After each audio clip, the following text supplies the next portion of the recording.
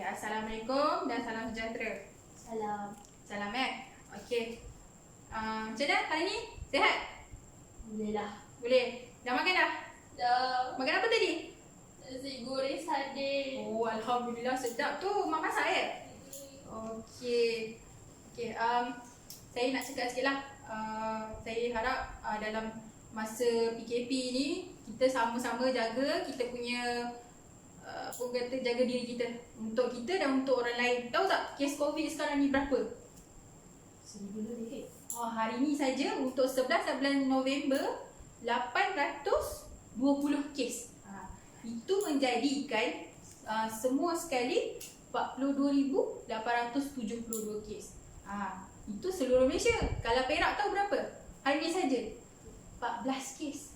Okey. Jadi saya rasa kita sebagai rakyat yang bertanggungjawab, kita kena jaga diri kita dan juga jaga orang lain. Macam mana nak jaga diri kita, jaga orang lain? Jaga SOP kita ya. Jaga SOP, pakai face mask, keluar tu berdua je kan? Sekarang berdua je. Tapi tak apalah, kita ada kelas hari ni, kita boleh teruskan kita punya kelas ya. Okey, hari ni saya nak tanya kehadiran kelas kita ada berapa orang? 2 Saya nampak hari ni 2 je. 1, 2. Lagi seorang tu mana? Saya. Aziz ada, Nabila ada. Lagi seorang siapa? Masih akhir. Belum, dia tak datang Saya tahu dia MC saya rasa. Okey, tak apa, kita catat dulu berapa yang datang hari ni. Kejap ya. Okey, hari ni 2/3 kehadirannya hari ni. Okey, saya kalau boleh, kalau kelas saya ni kalau tak datang, apa-apa masalah bagi tahu saya. WhatsApp ke apa-apa ke, tak apa, janji bagi tahu saya Nabila nanti boleh bagi tahu Maziah macam mana bagi tahu apa saya cakap hari ni. Okey, kalau boleh datang kelas tu on time. Saya suka tu. Kalau kita on time, kita disiplin diri tu tinggi. Bila disiplin diri tu tinggi, kerja semua akan siap dan orang pun suka. Okey, hari ni saya nak tuliskan kod kursus kita. Apa yang kita nak belajar hari ni? Sekejap saya tuliskan.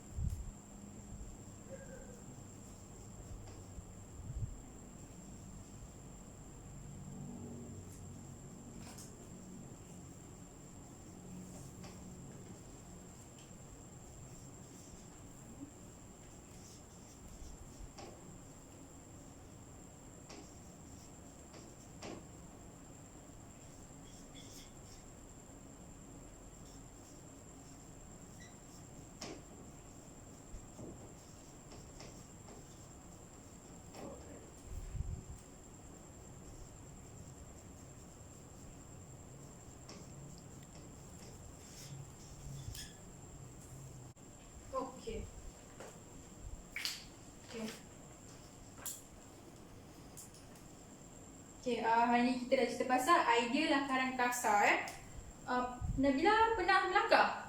Ada buat lakaran? Pernah melukis tak masa kecil-kecil dulu? Suka? Suka? Selalu lukis apa? Makanan. Makanan, sebab apa suka makan? Saya pun suka makan juga. Saya pun suka melukis. Okey, tak apa, kita ada keserasian kat sini Okey. Kita masuk ke M pertama. Okey, jelaskan definisi lakaran. Okey, kita dah tahu tadi lakaran kan? Nak tahu lakaran. Okey, lakaran adalah untuk menyampaikan idea. Macam saya kata, lakaran ni adalah untuk menyampaikan idea. Okey, idea yang ada dalam kepala otak kita, kita tak bercakap dengan orang, kita akan salurkan melalui lakaran. Okey, lakaran ni pula ada 3 jenis lakaran. 3 jenis lakaran. Satu, lakaran pertama adalah lakaran thumbnail. Lakaran thumbnail Nabila. Dan kedua, lakaran kasar. Okey. Yang ketiga adalah lakaran komprehensif. Okey. Apa maksud lakaran ni? Saya akan jelaskan dalam next. Okey, jenis lakaran. Jenis lakaran pertama, lakaran thumbnail. Lakaran thumbnail ni sebelum kita teruskan dengan lakaran thumbnail, saya nak bagi tahu kalau kita nak menghasilkan sesuatu produk, contoh yang produk. Satu produk, sebelum kita nak hasilkan satu produk ni, contoh yang ni, kita perlukan lakaran. Kita lakar apa benda kita design kan. Jadi benda ni akan mudah memproseskan idea kita, mudahkan untuk meletakkan reka letak kat mana kita nak letak. Okey, ni contoh-contoh design yang mungkin boleh tengok nanti kejap lagi. Ya. Ni kemudian dia selain daripada packaging, kita ada juga banting. Kita ada banting. Okey, awak boleh tengok jadi banting. Kita ada banner. Ini semua memerlukan lakaran. Bila kita lakar, baru kita dapat idea-idea yang bernas. Kalau tidak, idea kita sama. Stereotype orang kata. Idea tu sama je. Saya tak suka idea sama, tak ada kelainan. Ni awak boleh tengok design ya. Sambil tu awak tengok packaging. Saya ada packaging. Okay, sambil tu awak boleh tengok. Nanti awak pas kat Aziz ya. Okey, seterusnya saya continue. Untuk melahirkan design-design tu tadi yang awak tengok tu, kita perlukan lakaran. Okey, lakaran ni kita mulakan dengan lakaran thumbnail. Lakaran thumbnail adalah lakaran sekejap saya. Okey. Lakaran thumbnail adalah lakaran yang asas, ringkas, bebas. Tengok ni. Lakaran dia simple. Sangat simple. Dia merupakan idea awal reka letak seperti logo, papan cerita ataupun orang kata storyboard. Okey. Lakaran pantas menunjukkan kedudukan teks. Melalui lakaran ini kita akan tunjuk teks tu di mana, orang kata gambar tu di mana secara kasar. Dan dia adalah bersifat spontan. Maksud saya spontan bila kita ada idea dalam kepala, kita terus lukis. Jadi kita tak perlu orang kata melambatkan masa. Sebenarnya memang ada. Selalunya lakaran thumbnail ni kita akan hasilkan dalam 3, 5, 6, tapi selalunya 3, 5 macam tu dah biasa. Okey, seterusnya kita akan beralih kepada setelah lakaran thumbnail tadi. Kita akan beralih kepada lakaran kasar. Bila kita dah buat thumbnail, kita akan buat lakaran kasar. Okey, lakaran kasar ini adalah idea yang terhasil daripada lakaran thumbnail. Macam tadi dah buat thumbnail, kita akan menjadi lakaran kasar ya. Lakaran kasar ni ada terbagi kepada 2 ya. So semi komprehensif dan komprehensif ya. Okey, catat dah. Okey, semi komprehensif dan komprehensif. Yang membezakan antara semi komprehensif adalah lukisan bersaiz sebenar bagi reka letak.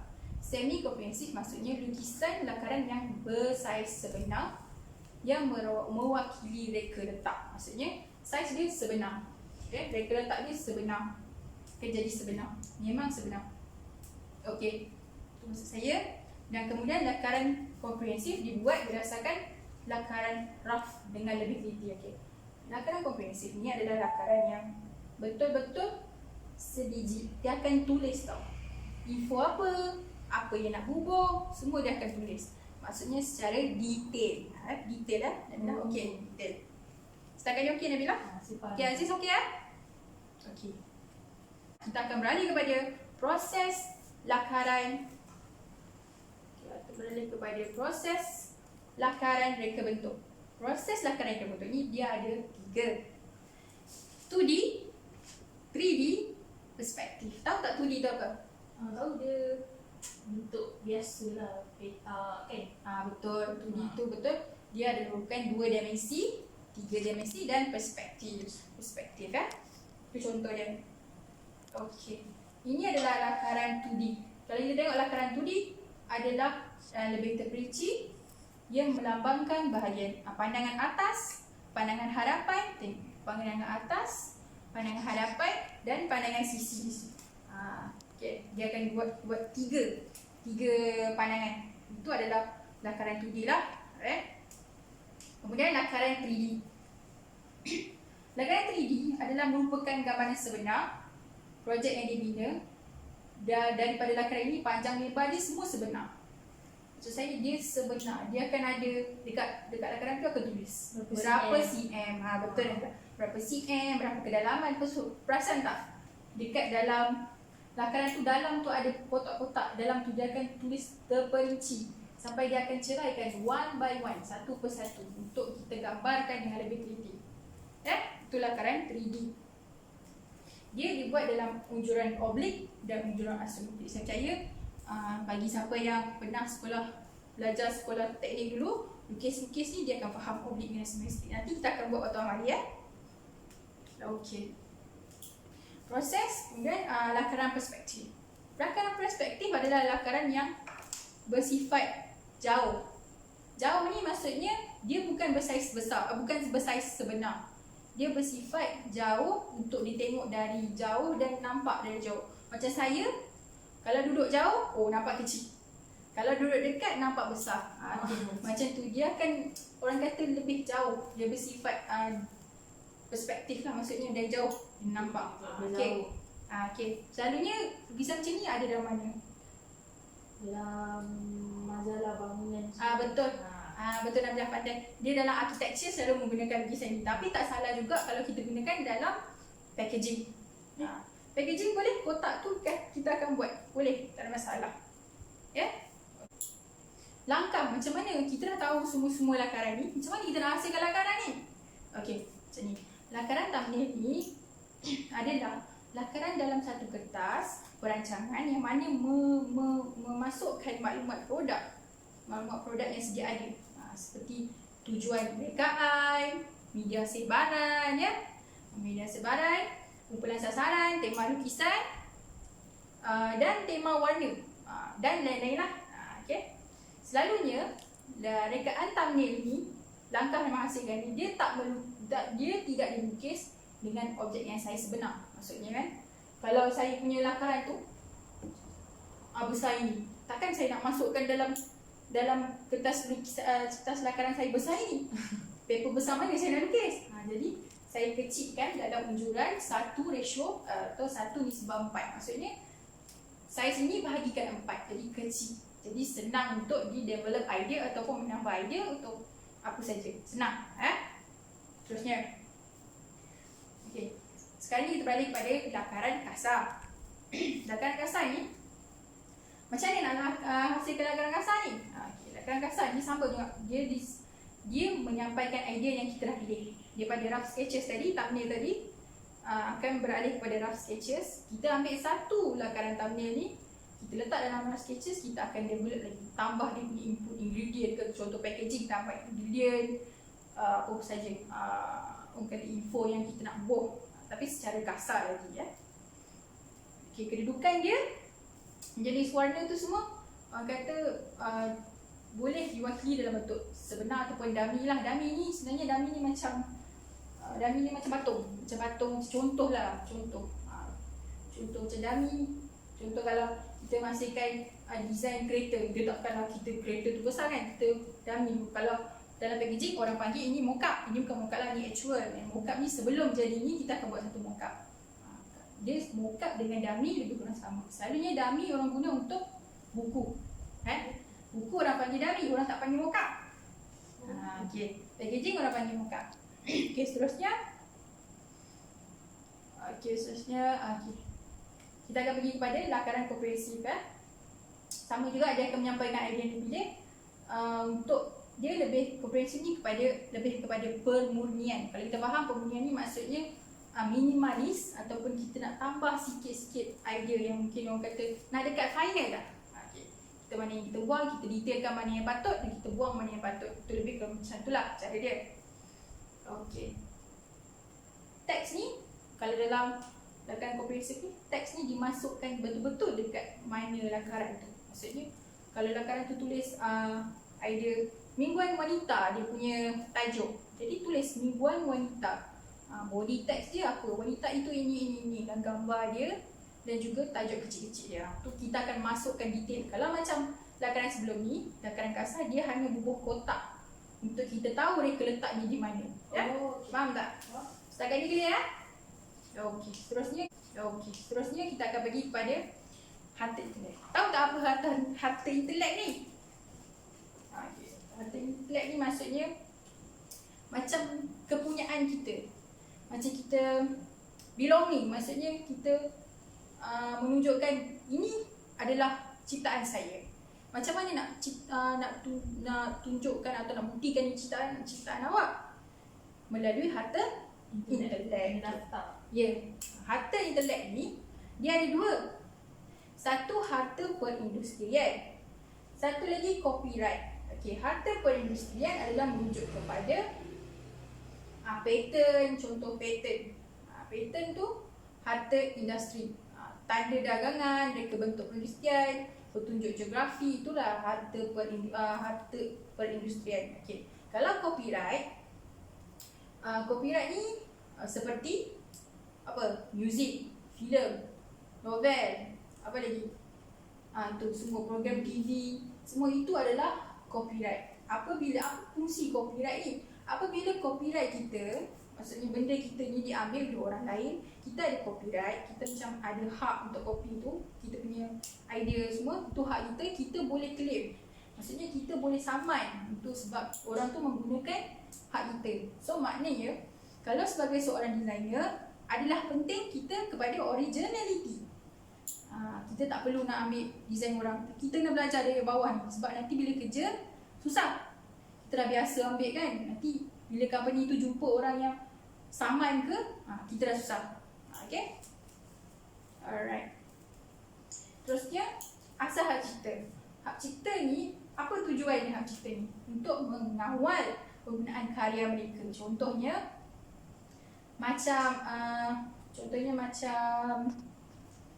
penggunaan karya ni macam contohnya lagu, formula tu maksudnya formula kecantikan. Macam SK2 kan. SK2 ni dulu dia ada formula dia berasaskan beras. Dia seorang je yang dapat formula tu. Maksudnya dia claim hak cipta tu. Jadi kalau awak perasan, dalam sepanjang dia punya tu dah tak ada pun orang buat produk berasaskan beras. Baru sekarang ada sikit-sikit kan, awak perasan tak? SK2 kan, ada tak selain daripada sama dengan SK2? Tak ada kan? Baru-baru ni je. Baru-baru ni, maksudnya hak cipta tu. Okay. Dia adalah untuk perlindungan idea. Perlindungan idea, perlindungan formula, prosedur, kaedah. Okay. Terusnya, karya sastra, karya muzik dan juga karya seni. Okay. Ini macam contoh saya bagi Tan Sri P.Ramlee punya lagu, Tan Sri P.Ramlee punya filem, drama lagi filem saya rasa. Okay, dalam ni ada tak tengok kat TV2 selalu orang siarkan kan? Okay. Dia bila kita siarkan secara tempoh 50 tahun awal, orang tu dah mati, orang tu dah meninggal, dia akan dapat dia punya royalty. Sama ada dia ataupun keluarga dia akan dapat. Sama juga siaran TV, wireless pun sama untuk 50 tahun. Kemudian baru benda tu akan jadi mainstream balik. Maksudnya dihapus kira 50 tahun tu dia punya tempoh. Okay. Terusnya, kalau kita dah tahu hak cipta, kita dah tahu langkah-langkah dia, kita dah tahu apa bendanya. Kalau contoh kita langgar hak cipta, apa yang akan terjadi?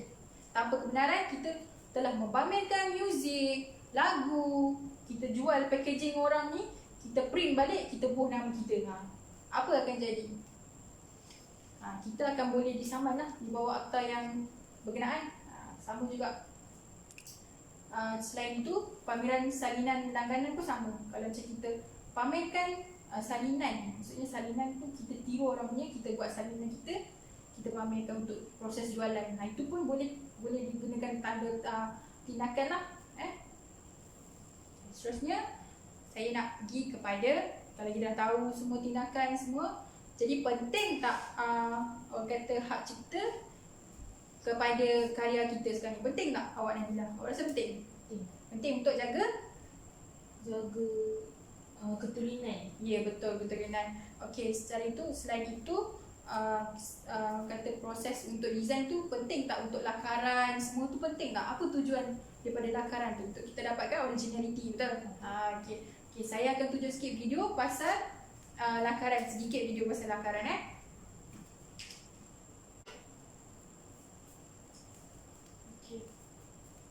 Okay, lakaran.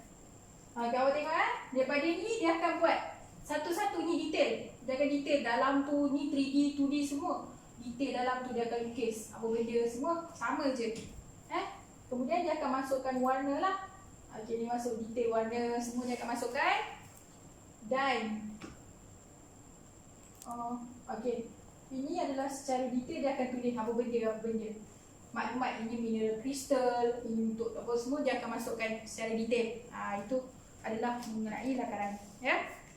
Nak tanya. Okey. Nak tanya. Jenis lakaran yang mana tadi sebenarnya? Ini itu untuk komprehensif yang maksudnya dah nak siap. Secara detail awak tengok kan detail dalaman saya cakap tadi kan. Dia tak colour semua. Dia letak colour apa semua. Okey. Terusnya setakat ni clear? Clear. Okey, clear. Alhamdulillah. So, saya nak edarkan kertas penerangan yang awak boleh baca. Saya bagi awak masa baca 5 minit. Okey, ni bagi Aziz ya.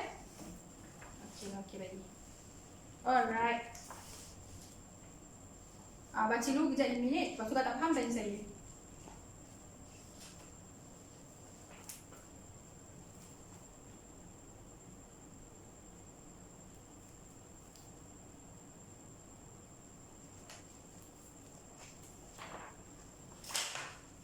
Okey, sebelum tu saya dah mandakan saya dah present semua, saya dah terangkan explain semua benda yang saya dah explain tadi, semua kan saya dah terangkan.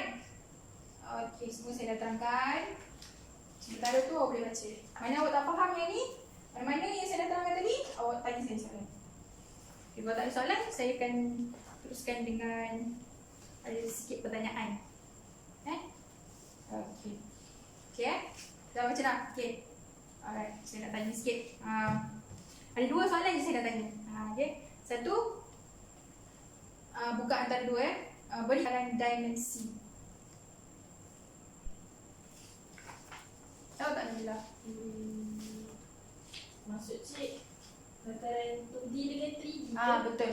Betul. Lakaran 2D dengan 3D itu adalah lakaran dimensi. Dimensi itu 2 dimensi, 3 dimensi. Betul tak? Betul. Satu lagi apa? Yang depan besar, belakang kecil. Isometrik ke? Saya tak berapa ingat lah. Okey, tak apa. Perspektif. Nanti Ah, kita ya, tengok balik ya. Apa tu? Okey, senaraikan 2 lakaran. Tadi ada lakaran. Lakaran apa yang ada tadi? Amin. Lagi satu? Cik Aziz? Aziz? Lakaran? Lupa. Lakaran kasar. Tak lakaran. apa, nanti tengok balik ya. Okey, lakaran kasar. Okey. Seterusnya.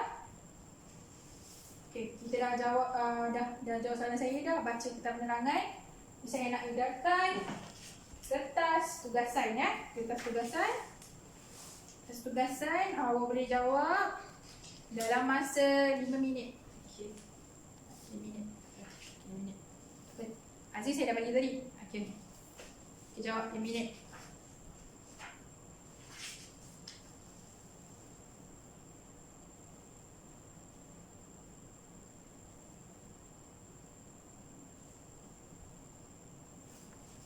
Jawab.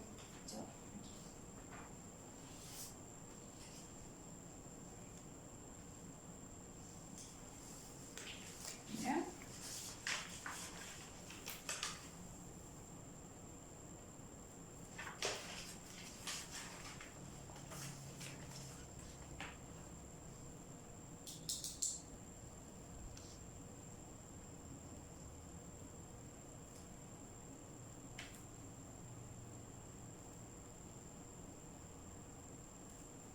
Okey, saya sedar ha. Okay, kita akan bincang apa jawapan dia. Ya. Yang pertama, kita bincang berikut merupakan jenis-jenis lakaran kecuali. Okey, siapa nak jawab? Kecuali. Okey, Nabila? Apa? D. Lakaran setara. Okey, betul. Alhamdulillah betul. Okey, yang kedua, berikut merupakan proses lakaran reka bentuk kecuali. Ada siapa nak jawab? Okey, Nabila. Tak apa. Jadi nanti saya suruh dia buat amalan dengan saya. Okey. Okey. D. Lakaran 4D. Okey, betul. Alhamdulillah. Alright. Yang ketiga. Yang ketiga, jawapan dia apa? Berikut merupakan langkah-langkah menghasilkan lakaran rough. Lakaran terbaik dalam menyampaikan idea yang dipilih. Idea dari lakaran tamnya dia harus salin kembali dalam reka bentuk kasar yang lebih mendalam dan jelas. Okey. Kedudukan jenis warna sesuatu teks akan digunakan juga ditetapkan. Ia juga boleh diwakili dalam bentuk teks sebenar ataupun dummy. Ilustrasi yang akan digunakan juga ditetapkan lokasinya. Ia juga dipersembahkan dalam bentuk yang lebih jelas dan terperinci sebagai gambaran awal sekiranya ianya dihasilkan. Jawapannya B. Okey, betul. Alright. Okay, betul ya? Okay. Melalui saya nak bagi ringkasan sikit. Melalui apa yang saya ajar ni, pasal rough sketches ni sangat penting. Penting untuk develop idea, untuk mendapatkan originality. Walau bagaimanapun kita kena jaga hak intelek sesama designer, rekaan apa semua kita kena jaga. Sebab itu menunjukkan credibility kita sebagai seorang pereka grafik. Kalau kita asyik meniru, macam mana orang nak percaya dengan kita? Betul? Pun lepas tu kita tak ada idea yang fresh sebab kita asyik ikut design orang, custom. Kita tak ada idea yang fresh, asyik ikut design orang, sama, meniru, tak best lah kan. Okay, sekarang ni saya nak suruh awak bersedia untuk kelas seterusnya. Tahu tak kelas seterusnya tajuk apa? Tak tahu kan? Dah tahu, awak tak buat, awak tak tengok kan nota. Okay, tak apa. Tajuk dia adalah pemilihan reka bentuk layout. Bila kita dah design, kita dah buat lakaran, macam mana kita nak pilih layout, macam mana kita nak susun layout tu, macam mana kita nak pilih, itu kita kena tahulah. Okay, setakat ni Alhamdulillah. Ada apa-apa nak tanya? Tak ada? Tak ada. Maksudnya clear lah ya? Okay. Dengan ini saya menangguhkan sesi pembelajaran kita pada hari ini dengan ucapan terima kasih dan Assalamualaikum.